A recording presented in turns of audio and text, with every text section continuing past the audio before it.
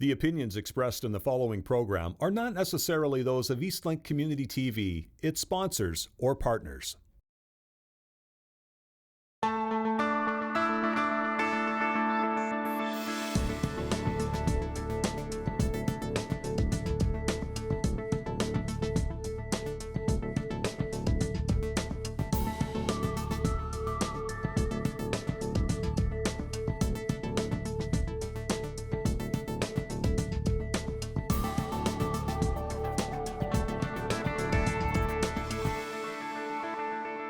As I start today, I want to share a little bit about myself. My name is Conway, and I'm first and foremost a mother, a daughter, a partner, and a community member who lives rurally in the Ottawa Valley. Although I have to say, this valley has an awful lot going for it also.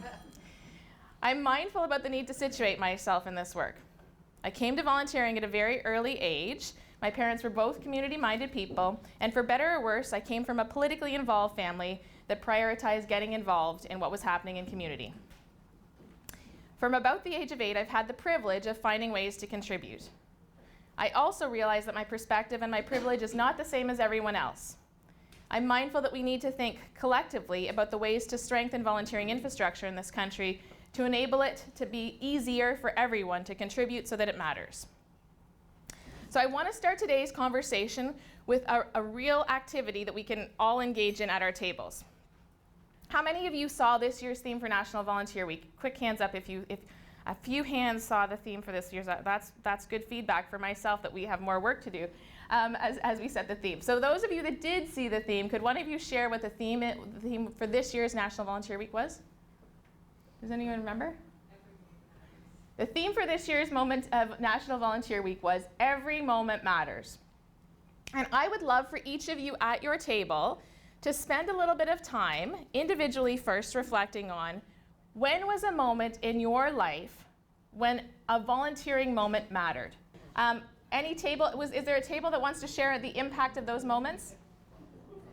Hi there, yeah. Okay, so it is like it's a crisis in a way that, so there's this international students, we crossed paths, and so I went over to pick him up, but he's already gone. And but somehow we managed to meet, and he says that he has no roof over his head. That was last September, okay? And obviously, I'm desperate, so I called people that I know, and then there's this family that I called, and they are on their way back from PEI, and that's the family I know that I can, confidence or comfortable, and so on that night, so he has a place. Okay, for that one night, at least. So that was something. Great example of how a community came together, a family. You met a student who didn't have housing. You found a family who was able to provide housing. Great example of impact. I'm sure all of us have also been touched, whether it's been through having volunteer coaches in our lives, whether it's been through needing help in a hospital setting and having someone who's helped us wayfind in a hospital setting in a moment of crisis. Or perhaps we've had to rely, for instance, on a volunteer to provide meals for an elderly parent or for an aging relative. There are so many ways that volunteers create impact in our lives that we often, I think, forget the value that volunteers bring to our broader community and to what it means to be a Canadian in this country from coast to coast to coast. So thank you for helping to provide some of those impacts on how every moment matters. Part of my presentation today is really going to think about what the moment is that we're currently needing to meet in this country at this time, and how we can work collectively together to really lift up volunteering infrastructure across the country through the development of a national volunteer action strategy. So Volunteer Canada has existed since 1977, and we are the national organization that advances volunteerism. Over the past year, we've done quite a lot of work to reimagine what our new strategic plan would look like, because we think it's important to have a strategic plan that meets the moment. And so that's the theme of our current strategic plan, is about meeting the moment. But our vision is about the value of one and the power of many. And some of you may have remembered that as a theme from a National Volunteer Week many years ago. But we really believe in the value of every contribution. So a place where everyone can contribute and where it matters is our new vision. Our mission is to advance volunteerism to grow connection, community, and belonging. and really to find ways that make it very easy, accessible, and possible so that everyone can contribute in community. And when I think about that, what I think about is we too often rely on formal volunteerism as the standard for connection and contribution in our communities. We need to really think about the ways in which average acts of kindness and caring are examples of volunteerism in our community context. Informal volunteering matters as much as formal volunteering, and we need to find ways to lift both of those things up. When I think about informal volunteering, I think about the ways that, for instance, someone who might be a high school student, maybe coming from a low-income home, is able to offer their help and assistance to their neighbor through childcare services as a volunteer. I think about, in my community, there's something called snow angels, which are adolescents often who are shoveling driveways for elderly people who may have difficulty with mobility. I think there's a whole broad range of ways that individuals are contributing in communities that we've lost a little bit of sight on in terms of why those acts of contribution matter. I'm sure many of us, as you think about the pandemic, can think about examples during that time when informal volunteerism and hyper-local volunteerism became the real focus of how we individually connected and contributed. We've also got a really refreshed set of values that I haven't shared up here necessarily, but values such as we believe in social justice, being relational, and being really committed to outcomes are some of our new values in our strategic plans. So let's take a moment and think about our current context. I'd love for us to have a little bit of conversation at our tables about what the current state of volunteering looks like in our community. And I'd like us to reflect on what are the drivers, what's been happening in our community, what are the big shifts that we're paying attention to? Yes? It feels like one of the changes that we've noticed here at this table is that the siloing of individual organizations seems to be increasing, and the fight for the pots of money and the space seems to be increasing. Got you. Okay, so we feel like there's some silos and there's some competition in our world. I hear that theme in other places. That sounds resonant. What else are some of the current changing trends in volunteering in our context? Yes? We're finding that people don't want to step up to lead the volunteering. People will show up on the day of to volunteer, but then nobody wants to be in charge of coordinating that. There is a reticence to coordinate volunteers in a number of ways. That is a challenge. Okay, what else is happening in terms of current trends and shifts? Yes?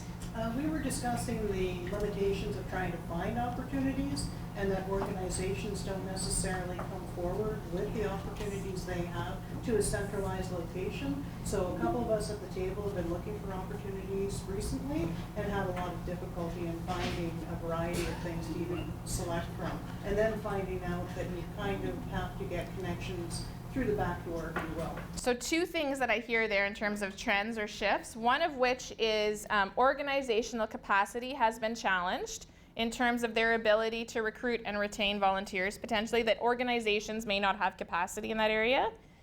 And then the second thing that I've heard is that it's difficult finding the pathway to participate, that those opportunities may not be as explicit or as clear in the community context. And I think the other thing I heard is that there may be a lack of coordination around the volunteer opportunities that exist, which contributes to this other sense of an uncertainty or a lack of clarity around where those opportunities exist.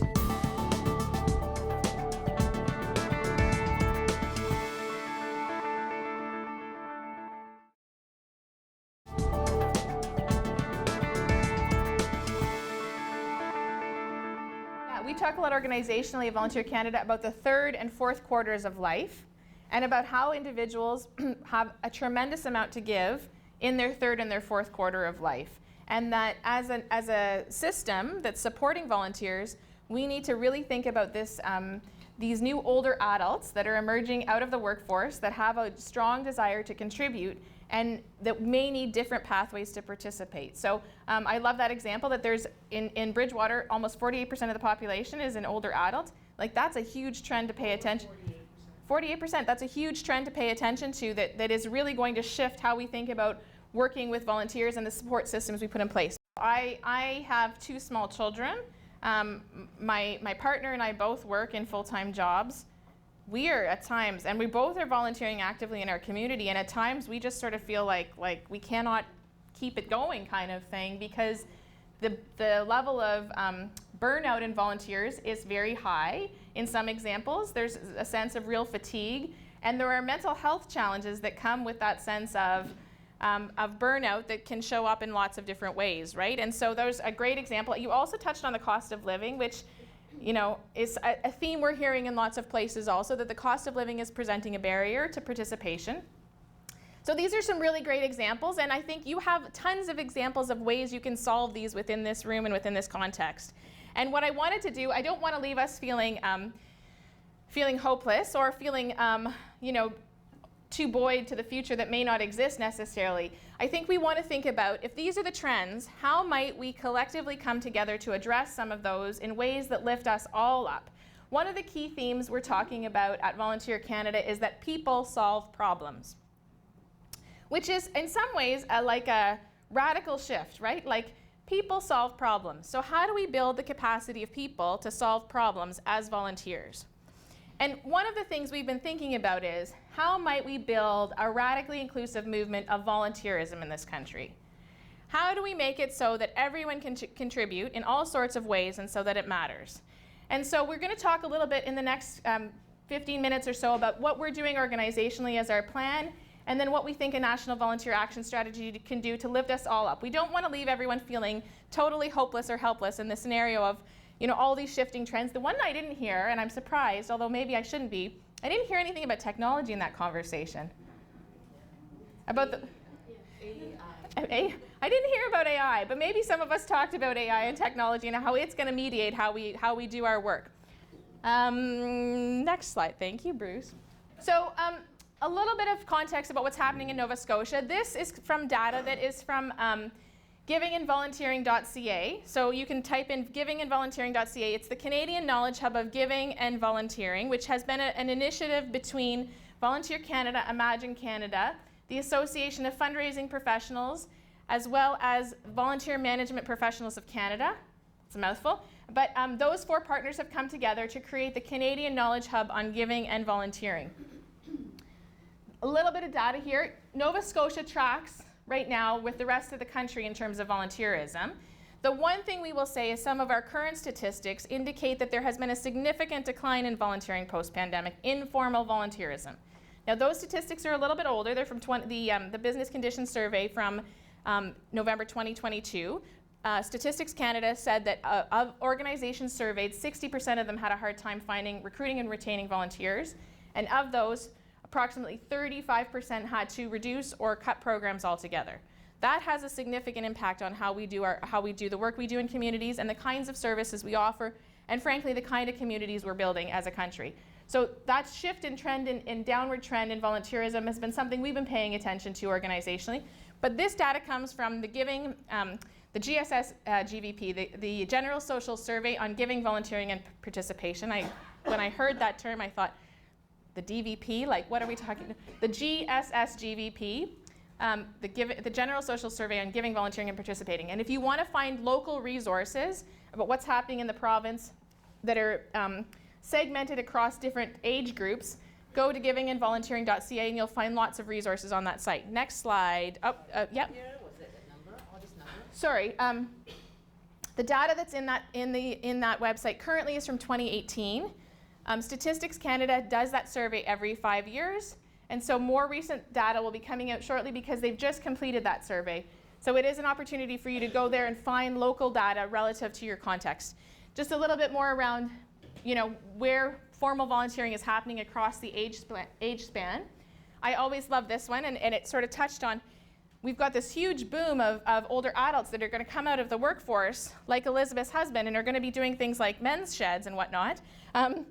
They're the ones that give the most amount of time historically, so we have to find ways to really tap into their wisdom, their expertise, their knowledge. Next slide, Bruce.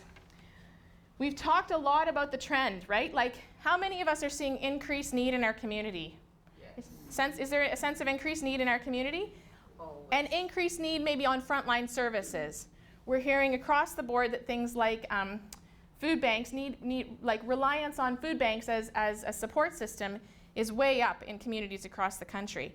There's lots of ethical questions that are emerging about what is the role of volunteers to deliver core services that are needed in community. And that's a whole other workshop that we could be having, because I think there are some significant challenges around relying on volunteers in all contexts to be delivering core services. It also raises a question around what role do we play as advocates in looking at that system and community around basic needs.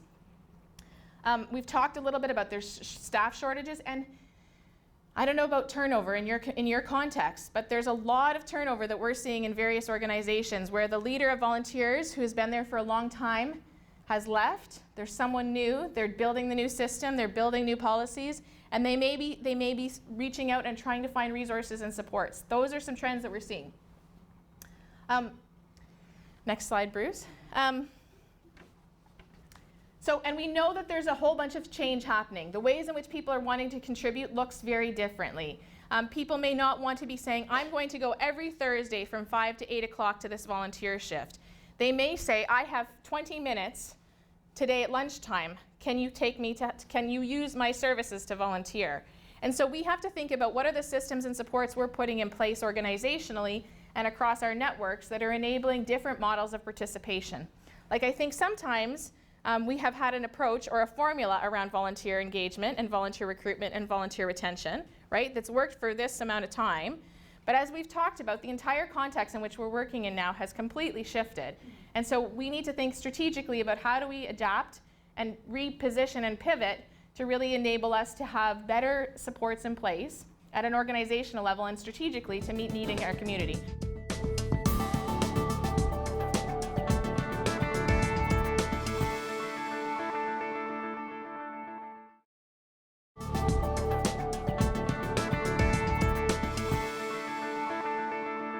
So just a little snapshot. I don't know if you can see this slide really effectively at the back. This is our new strategic plan at Volunteer Canada. We're excited about it. We would love feedback on it. It might not be perfect, but it's what we've sort of created at this moment in time. And the intention is that we are going to, our number one priority in this plan is that we're going to build a national volunteer action strategy. And part of the belief behind that is we believe it's time in this country to have a national strategy that supports and enables volunteerism in different ways. It's been since 1967 since we've had a national action strategy.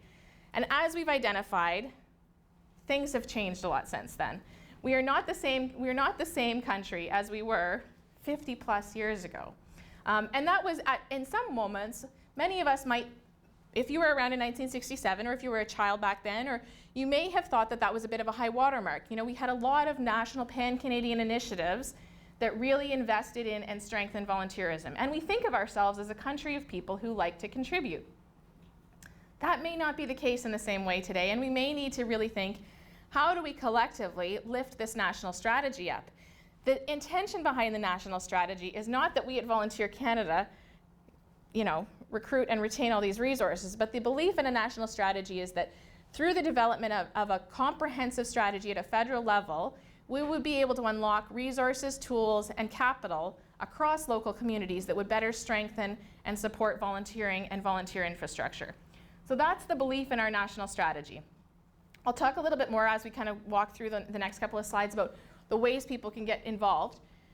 But you'll see here in this, we really see that there's a need to have a focus on JADE. In our organization, we call it justice, accessibility, inclusion, diversity, and equity. And so that will become a central part of some of the work we will do moving forward, using JADE as the lens through which we assess and evaluate all of the organizational work and the work we're doing with our partners. We also see the need to really amplify and lift up narratives on volunteering and volunteerism at a scale that's resonant and reasonable. One of the ways we do that is through National Volunteer Week.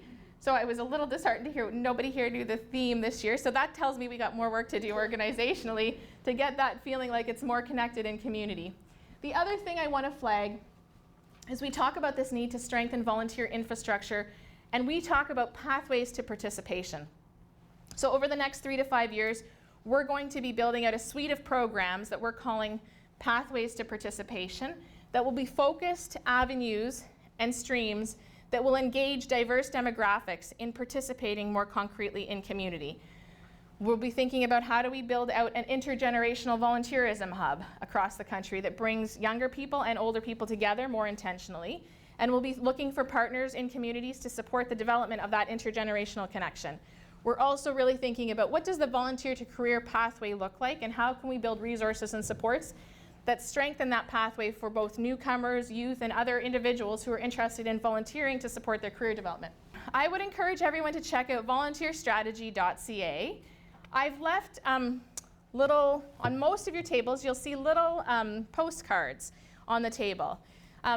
As I indicated, we really believe that the development of a national strategy will lift all boats, right? This notion that we could be developing an older adult volunteerism strategy, a youth strategy.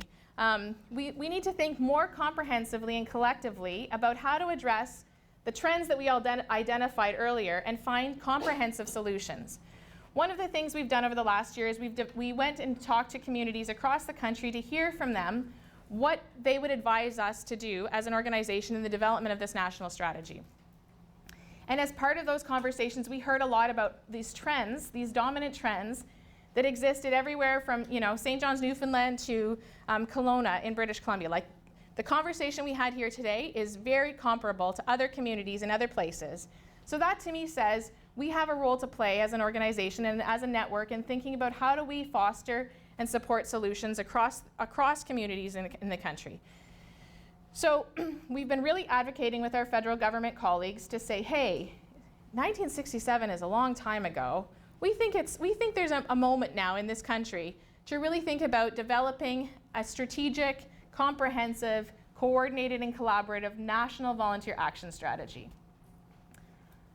The federal government listened to us. That was really good. So they invested recently almost $500,000 to the development of the National Volunteer Action Strategy.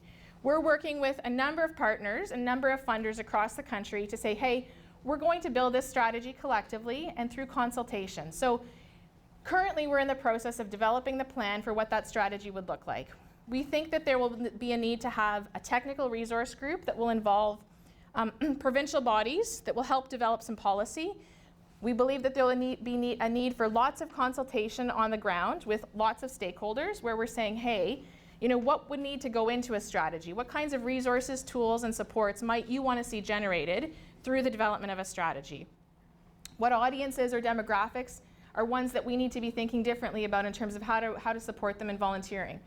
Jurisdictions like Ireland have been an example for us. They've got a really comprehensive plan, a 60-point plan. Don't quote me on the number, I think it's 54 points. But their government invested in the development of that strategy, and they had measurable outcomes that they tracked once they began to implement it. So we're really excited that the federal government has invested in the strategy. Check out the website volunteerstrategy.ca. We would love to hear your feedback, but we also think that there's an opportunity for us to work collectively with all of you to say, hey, it's time that we make volunteering less invisible and more visible. It's time that we think about ways to support it more structurally and systematically. All of us are doing hard work, to try to provide core services, to try to put on festivals and events, to try to think about how do we engage different demographics and support them to feel more to be more engaged and participatory. We have to find ways to think about that strategy level so that we can lift that up collectively. Next slide, Bruce. Sorry, I've just caught you off guard there. No, I'm joking. We think that these are the reasons why we need a strategy at a national level. We want to address the loneliness and participation crisis that we see happening across communities. We want to increase belonging and inclusion. I don't know how many times in the pandemic the notion of us versus them seemed to be a very strong theme. And it seems like that theme is still a resonant one in community. There's a little bit of polarization still around, well, I don't hang out with you because I don't believe the same way you believe. And at the end of the day, we have to find ways, and volunteering, I think, offers the opportunity to really bring and bridge empathy. When I started at the organization, the theme for National Volunteer Week was from empathy to action. And I think that there's a lot of real power in that theme as we think about how do we address polarization and the sense of connectedness that we might not have in the same way that we had 20 years ago or 30 years ago. We want to think about ways that we can address it, like the real challenge of climate change and the need for us to be building systems that are resilient in our communities. If we think about what the future will look like in 20 or 30 years from now, this sense of division and the sense of separation and the sense of, well, I belong to this organization, but you belong to that organization, may not exist anymore, right? We may be much more knitted together to address significant, serious challenges that are affecting the viability of our communities. So we think that there's a real need to act in an urgent way around the climate crisis also. And we think that a national strategy meets the moment and addresses what's happening across diverse communities, across diverse geographies, and addresses the policy gaps. Next slide, thanks, Bruce. There's a bunch of ways we would love folks to get involved. There is a toolkit that we've identified on that website. So if you could take a look at the toolkit, we would love for you to see the toolkit and give us some feedback on that. There's postcards. We'd love for you to talk to your elected officials, whether it's municipally or provincially or federally. And we'd love, there's a little survey on that website. You can complete the survey. And we'd love just to hear from folks. Over the coming months, we will have much more of a comprehensive consultation plan that we'll be sending out to community partners. And we would love for folks to get involved in a table like this one or in other kinds of examples. We imagine we'll be consulting on themes of youth engagement, older adult engagement, supporting newcomers, but also thinking about geographic questions. So what do rural communities need differently than urban communities? How do we think about the infrastructure, volunteer infrastructure needs across different kinds of communities? Next slide, Bruce. This was the hub that I mentioned. You can go to the hub and check out the resources there as another example. The other key message is take a moment to think about if this is what's happening, what is the impact and how might we collectively come together to build a plan that's resonant for the province or for our community to create some solutions that will address the shift in volunteerism. Thank you so much, and I'll see everyone hopefully this afternoon as well. Thank you.